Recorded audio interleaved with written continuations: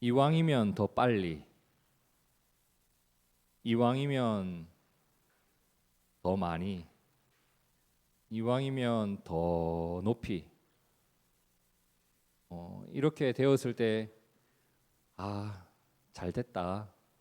너 참 성공했다. 이러한 것을 성공의 기준으로 삼고 있는 세상을 우리가 살아가고 있습니다. 물론 그런 것보다 더 소중한 것이 있다. 그러한 것이 인간을 행복하게 하는 것이 아니다라고 말하는 사람도 있기는 합니다만, 대부분의 사람들은 그들의 말을 내가 어려움을 헤쳐가는 과정 중에 마음의 위안으로 삼을 뿐이지, 그들의 말을 내 삶의 가치, 내 삶의 기준, 내 삶의 방향으로 삼고 살아가는 사람들은 그리 많지 않아요. 현실 속에서 사람들은 여전히 이왕이면 더 빨리, 그죠? 청약도 될 것 같으면 이왕이면 더 빨리, 시험도 합격할 것 같으면 이왕이면 더 빨리, 떨어졌을 때 축하해, 아우 잘 될 것 같아, 이렇게 말 안 하잖아요. 이왕이면 더 빨리, 이왕이면 더 많이, 이왕이면 더 높이 올라가게 되었을 때, 아, 축하해요, 참 잘 되었네요 라고 말을 합니다. 우리들의 모습을 한번 생각해 봅시다.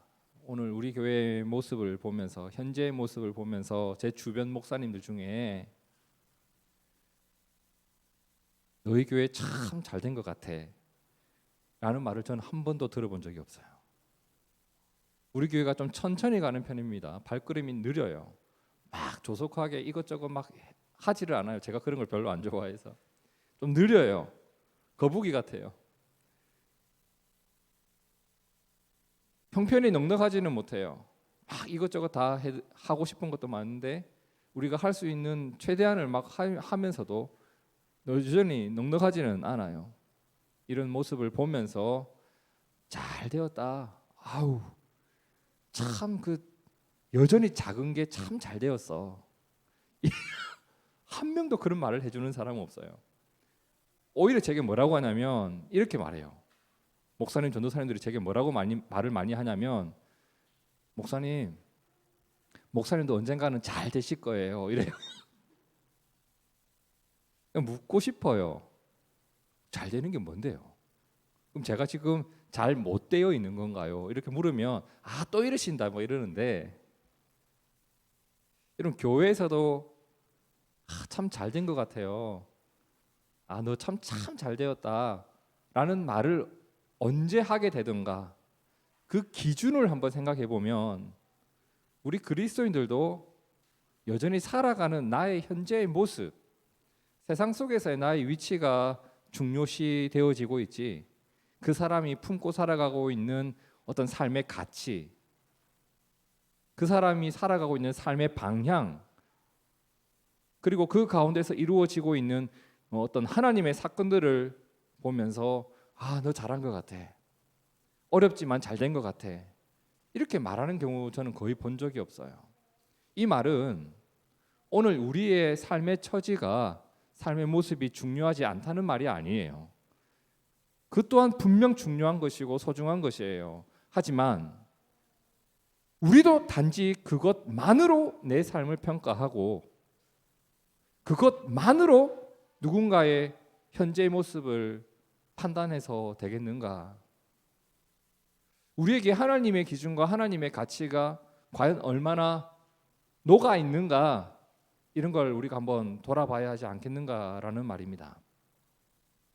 여러분, 우리가 풍요로워져 갈 때가 있어요. 저도 풍요로워져 갈 때가 있었어요. 근데 그때 하나님과 멀어져 갈 때도 있었어요.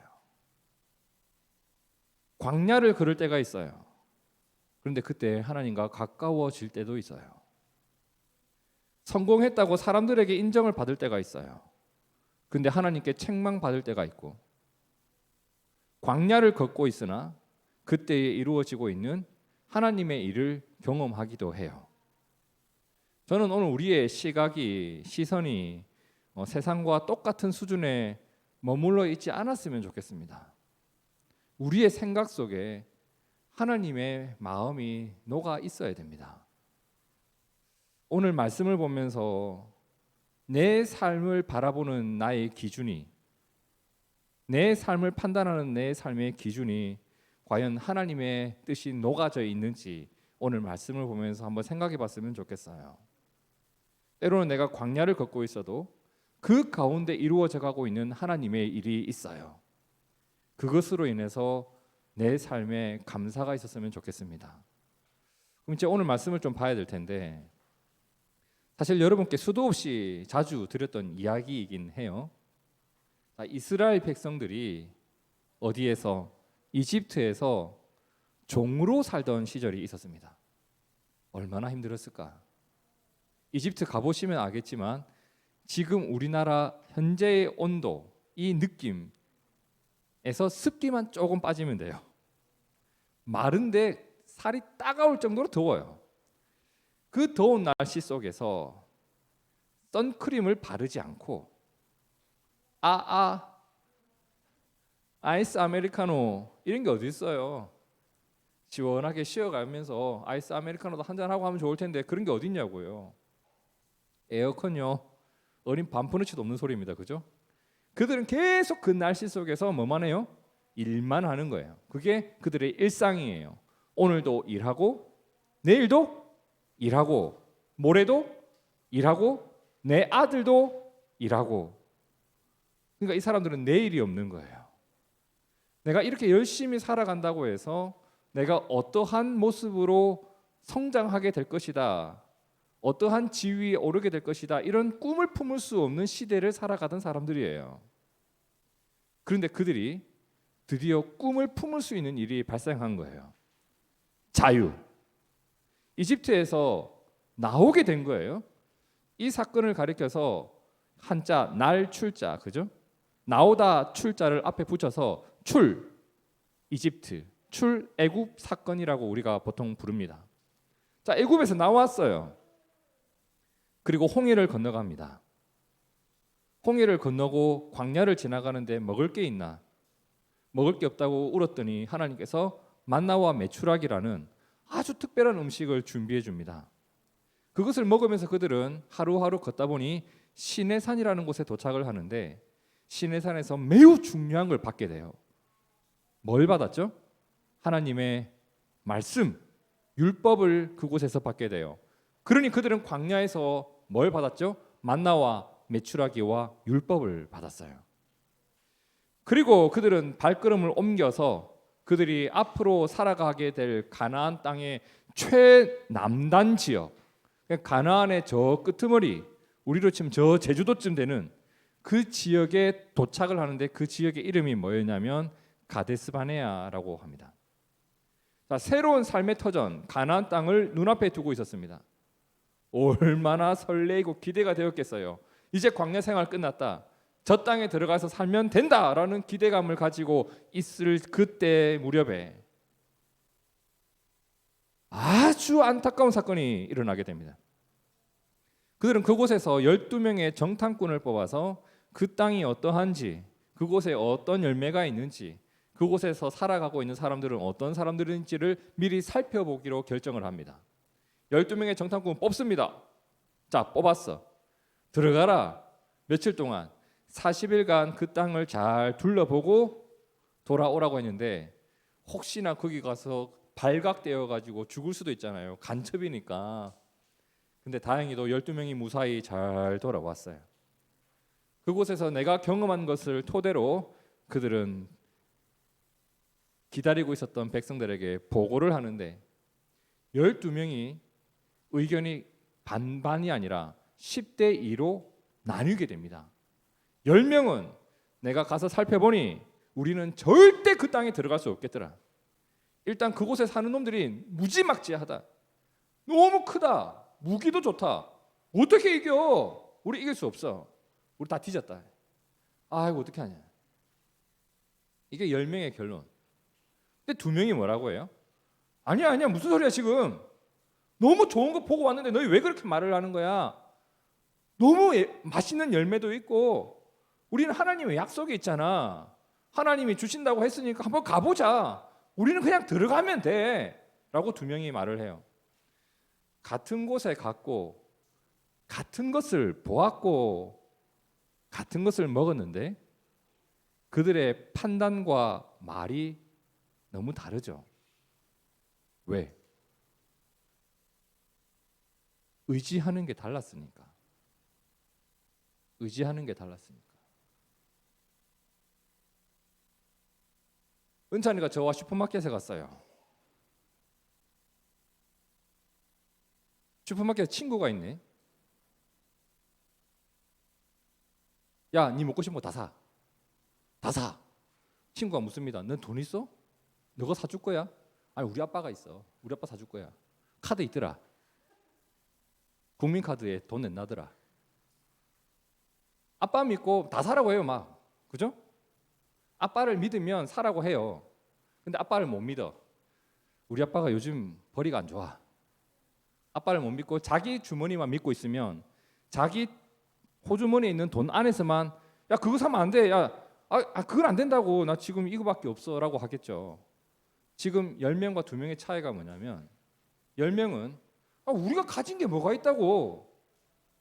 우리 광야 거지 아니야. 이집트에서 나올 때 우리가 무슨 무기를 챙겨왔어? 우리 아무것도 없다고. 자기가 가진 것을 생각하고 싸우려고 하니까 답이 안 보이는 거예요. 이 2명은 아니 하나님이 우리에게 만나를 주었지, 메추라기를 줬지, 애굽 군대도 물리쳐줬지, 홍해가 뒤덮였지. 뭐가 문제가 되겠어? 걱정하지 말고 들어가자. 지금 이 둘은 이토록 달랐어요. 자, 그러면 남자만 60만 명이 모여 있었어요. 60만 명이에요. 남자만 60만 명이니까 대략 200만 명으로 추산이 됩니다. 200만 명이 어마어마한 그 사람들이 모여 있는데 거기서 10명이 말했고 2명이 말을 했어요. 이 200만 명의 사람들은 어느 쪽 말을 들었을까? 10명의 말을 들은 거예요. 여러분 잘 보세요. 200만 명의 마음을 움직인 것이 10명의 말이었어요. 우리가 바른 믿음을 가져야 하는 이유가 여기에 있어요. 나의 믿음 없는 말과 행동이 나에게 영향을 받고 있는 누군가를 절망에 빠뜨릴 수가 있어요. 나의 믿음 있는 말과 행동이 누군가를 바른 선택과 바른 삶으로 이끌어낼 수가 있어요. 우리 부모님들의 신앙이 좋아야 되는 게 이거예요. 내 자녀를 절망에 빠뜨릴 수도 있고 내 자녀를 바른 삶으로 이끌어낼 수도 있어요. 부모님들은 특히 말과 행동을 조심해야 돼요. 우리의 말과 우리의 선택이 내 주변 사람들에게 바른 길을 보여줄 수 있기를 진심으로 축복합니다. 이게 그리스도인의 영향력이에요. 10명과 다른 모습으로 살아가는 거예요. 이후 이스라엘 백성들은 너무나 안타깝게도 10명의 말을 듣고 이런 결정을 내리게 돼요. 민수기 14장 2절에서 4절 함께 읽어볼까요? 시작. 이스라엘 자손이 다 모세와 아론을 원망하며 온 회중이 그들에게 이르되 우리가 애굽 땅에서 죽었거나 이 광야에서 죽었으면 좋았을 것을 어찌하여 여호와가 우리를 그 땅으로 인도하여 칼에 쓰러지게 하려 하는가? 우리 처자가 사로잡히리니 애굽으로 돌아가는 것이 낫지 아니하랴. 이에 서로 말하되 우리가 한 지휘관을 세우고 뭐라고요? 애굽으로 돌아가자. 다시 애굽으로 돌아가자. 컴백홈. 리턴 투 이집트. 돌아가자. 이집트로 돌아가자. 이게 그들의 결론이었어요. 이 일로 인해서 하나님께서 그들에게 내리신 조치가 있었죠. 민수기 14장 34절. 너희는 그 땅을 정탐한 날수인 40일의 하루를 1년으로 쳐서 그 40년간 너희의 죄악을 담당할지니 너희는 그제서야 내가 싫어하면 어떻게 되는지를 알리라. 그래서 이 일이 시작된 거예요. 40년의 광야 생활. 그들은 엄청난 시간을 광야에서 보내게 됩니다. 그런데 조금 있다가 나오겠지만 여러분, 이것은 단순한 형벌이 아니었어요. 그들이 새로워지는 데 필요한 시간이었어요. 시간이 흐르고 오릅니다. 그 길고 긴 40년의 세월이 흘러갔고 그들은 다시 가나안 땅 앞에 오게 돼요. 그때 그들을 이끌었던 지도자 모세가 현재 생존에 있었던 이스라엘 백성들에게 꼭 들려주고 싶었고 꼭 기억하게끔 해야 할 내용들이 있어서 그들에게 많은 이야기를 들려주었고 그 기록이 남아있는 것이 신명기예요. 그러니까 신명기는 지난 40년의 우리의 광야의 삶에 대한 해석이고 어떻게 살아야 된다라고 하는 지침이에요. 그 내용 가운데 신명기 1장 2절을 함께 읽어봅니다. 시작. 호렙산에서 세일산을 지나 가데스 바네아까지 10하룻길이었더라. 자, 호렙산은 시내산의 또 다른 이름입니다. 그곳에서 가데스 바네아까지 며칠 길이다? 10하룻길. 그러니까 11일이면 충분히 도착할 수 있는 길이었다. 오늘 며칠이죠? 8월 13일. 그러니까 오늘 출발하면 8월 24일에 도착하는 거예요. 이 정도 거리예요. 시내산에서 가데스 바네아까지. 근데 3절에 보세요.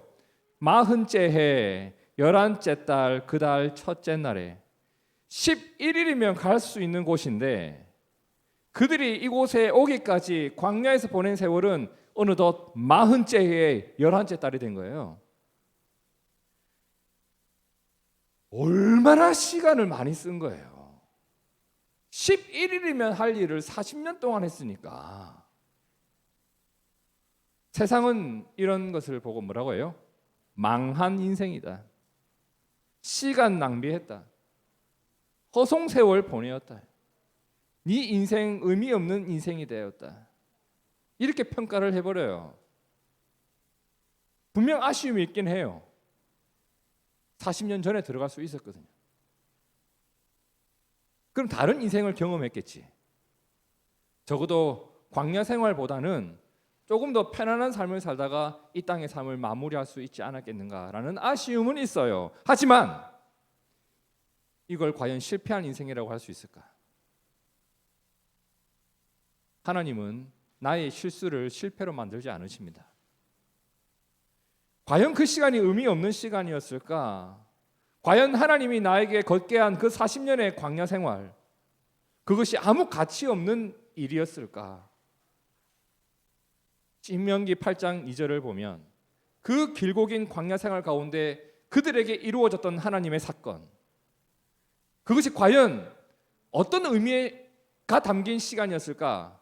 모세는 이렇게 말을 합니다. 신명기 8장 2절과 3절을 함께 읽어봅니다. 시작. 내 하나님 여호와께서 이 40년 동안에 내게 광야 길을 걷게 하신 것을 기억하라. 이는 너를 낮추시며 너를 시험하사 내 마음이 어떠한지 그 명령을 지키는지 지키지 않는지 알려 하심이라. 너를 낮추시며 너를 줄이게 하시며 또 너도 알지 못하며 내 조상들도 알지 못하던 만나를 내게 먹이신 것은 사람이 떡으로만 사는 것이 아니요 여호와의 입에서 나오는 모든 말씀으로 사는 줄을 내가 알게 하려 하심이니라. 의미 없는 시간이 아니었던 거예요. 그 시간 동안 그들에게 일어난 사건들을 보니까 첫 번째, 우리가 다 낮아지게 되더라. 정말 바짝 엎드려서 겸손하게 되어서 살아가더라. 하나님 앞에서 내 마음을 점검하는 시간이 되더라. 근데 정말 놀랍게도 우리가 하나님의 벌인 줄만 알았던 그 시간에도 하나님의 은혜가 있더라. 우리가 벌 받는데 무슨 은혜를 감당할 수 있겠는가? 기대할 수 있겠는가? 근데 그때도 은혜가 있었고 우리에게 회복이 있었다. 4절 함께 읽어볼까요? 이 40년 동안에 내 의복이 헤어지지 아니하였다.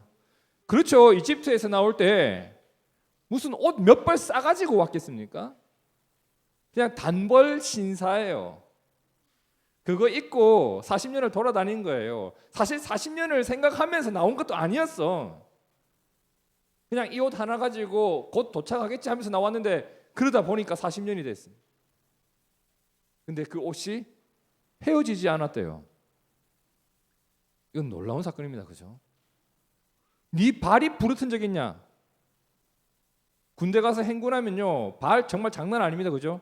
물집 다 터지고 봉화지겸 처음 들어보는 그런 병도 걸리고, 그죠? 그런데 발도 부르트지 않고 의복도 헤어지지 않았다. 하나님의 은혜가 있더라는 겁니다. 그때 하나님을 알아가는 시간이 되었고, 하나님의 도움으로 살아간 시간이었고, 하나님을 믿는 믿음이 쌓여가는 시간이 되었다. 여러분, 율법을 받은 시내산에서 가데스 바네아까지 믿음으로 들어가야 될 가나안 땅까지 며칠이었죠? 11일이면 갈 수 있었어요. 그죠? 율법을 받고 가나안까지 가는 데는 11일이면 충분했는데, 율법을 받고 그 말씀을 믿고 의지하며 살아가는 데는 40년이 필요했던 겁니다. 광야에서 보낸 시간은 그들이 실패한 시간이 아니라 오히려 그들이 세워져 가는 시간이었고, 자손들에게 물려줘야 할, 그리고 그들이 품고 살아야 할 믿음이 쌓여가는 시간이 되었던 겁니다. 요즘 삶이 참 광야라고 하기에 딱 적합한 어려운 시기를 살아가고 있습니다. 근데 이러한 때에 우리에게 회복이 언제 일어날까를 한번 생각해 봤습니다. 어려움이 모든 게 사라지고 그냥 가나안 입성 자체가 회복을 줄까? 그게 아니더라 말입니다. 나의 실수를 실패로 만들지 않으시는 그 하나님의 손길을 지금도 느낄 수가 있어요. 아, 내 의복이 헤어지지 않는구나. 내 발이 부르트지 않네. 만나가 있어. 그 하나님의 손길을 그냥 알고 느낄 때 우리가 경험하는 게 뭐냐면 회복이에요. 내가 뭔가를 잘못해도 엄마 아빠가 나를 용서해 주시고, 나에게 여전히 저녁밥을 차려주시고, 그렇게 회초리를 치시면서도 그 회초리에 안티프라민을 발라주시고, 회복이 일어나는 거예요. 그냥 내 삶을 품어주시는 하나님을 알고 느낄 때 우리는 우리의 삶 속에서 살아갈 힘을 얻게 됩니다. 때로는 하나님께서 오늘 말씀처럼 나에게 광야를 걷게 하실 때가 있는 것 같습니다. 저도 광야 별로 안 좋아하거든요. 사실 힘든 거 별로 안 좋아해요. 근데 그렇게 그 길을 지나가야지만 제가 알게 되는 것이 있고 경험하게 되는 것이 있어요. 제가 부귀영화를 누리면서 이 땅을 살아갈 수도 있겠죠. 하나님께서 그러한 삶을 선물로 주실 수도 있겠죠. 근데 그것만 주시지 않고 광야를 걷게 하신 것은 광야를 지나가야지만 내가 알 수 있는 것이 또 있는 거예요. 11일이면 갈 수 있는 길을 40년 동안 돌아갔어요. 그것처럼 나도 막 돌아갈 때가 있는 것 같아요. 그냥 답답한 상황이 끊임없이 주어지는 것 같을 때도 있어요. 근데 그때 내가 다듬어져 가고 있습니다. 그 광야와 같은 길에서도 이루어져 가는 일이 있다. 여호와가 나의 목자가 되시면 나에게 부족함이 없다는 고백을 다윗이 했었죠. 내 영혼을 하나님은 소생시킵니다. 그리고 자기 이름을 위하여 의의 길로 우리를 인도한다고 했습니다. 내가 사망의 음침한 골짜기로 다닐지라도 내가 당할 해를 두려워하지 않는 것은 주께서 나와 함께 하신다는 것을 알기 때문이라고 다윗이 고백했습니다. 여러분, 내 삶을 세상의 기준으로만 해석하지 맙시다. 세상은 여전히 더 많이, 더 빨리, 더 높이 이것만 가지고 나를 보겠지만 우리가 하나님의 손길 안에서 내 삶을 해석하면 이 광야에서도 이루어져 가는 세상 너희가 갖지 못한 겸손함이 나에게는 있고 하나님을 의지함이 나에게는 있고 하나님의 도움이 나에게 있다는 것을 우리가 꼭 믿었으면 좋겠습니다. 여전히 나와 동행하시는 그 하나님을 바라보는 믿음의 눈을 뜨고 나를 보고 이웃들을 바라보고 우리 교회를 바라봤으면 좋겠습니다. 세상이 아무리 칭찬을 해도 하나님이 틀렸다라고 하면 그것을 우리가 버릴 수 있어야 돼요. 저는 우리가 하나님께 이런 칭찬을 들었으면 좋겠다고 생각합니다. 마태복음 25장 21절 우리 함께 읽어볼까요? 시작. 그 주인이 이르되 잘하였도다 착하고 충성된 종아 내가 적은 일에 충성하였음에 내가 많은 것을 내게 맡기리니 내 주인의 즐거움에 참여할지어다. 우리의 삶을 보면서 참 잘됐어, 참 잘했어 라고 말씀해 주실 수 있는 분은 하나님밖에 없어요. 그리고 하나님에게 이것을 인정받지 않으면 다른 사람들에게 무슨 소리를 듣는다고 그것이 나의 기쁨이 될까? 하나님에게 이 말을 들어야 돼요. 여러분, 주님으로 인해서 만족하고 주님 보시기에 아름다운 삶이 있는 우리가 되기를 축복합니다. 우리의 광야 속에도 은혜가 있고 의미가 있고 그 속에서 만족이 있을 줄로 믿습니다. 주님이 아무쪼록 칭찬하시는 아름다운 삶을 살아가는 우리가 되었으면 좋겠습니다. 함께 기도하겠습니다.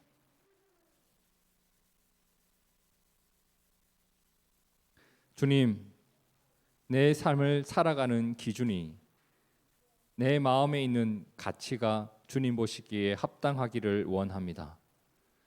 주님 보시기에 아름다운 삶을 살아갈 때 하나님이 나의 삶을 복 주시고 은혜로 이끌어 가실 것을 믿습니다. 예수님께서 십자가의 길을 걸어가실 때에 심지어 제자들도 동의하지 못했고 이해하지 못했습니다. 하지만 십자가를 향한 그 발걸음에 하나님의 뜻이 있었기에 묵묵히 주님이 그 길을 걸어가셨던 것 우리가 기억합니다. 세상은 주님께 참 잘했다고 말하지 않지만 하나님은 주님을 인정해 주셨습니다. 오늘 우리가 주님을 닮아가고 하나님을 믿고 살아가는 인생이 되게 하옵소서. 그리고 광야와 같은 나의 현실 속에서도 하나님의 일이 이루어지고 있음을 믿음으로 바라보게 하옵소서. 주님의 기준으로 우리 교회와 나의 삶과 나의 삶의 가치가 형성되기를 구합니다. 주님, 우리와 동행하여 주시옵소서. 주님께 칭찬받는 한 사람 한 사람이 되기를 간절히 원하오며 살아계신 예수님 이름으로 기도드립니다. 아멘. 아멘.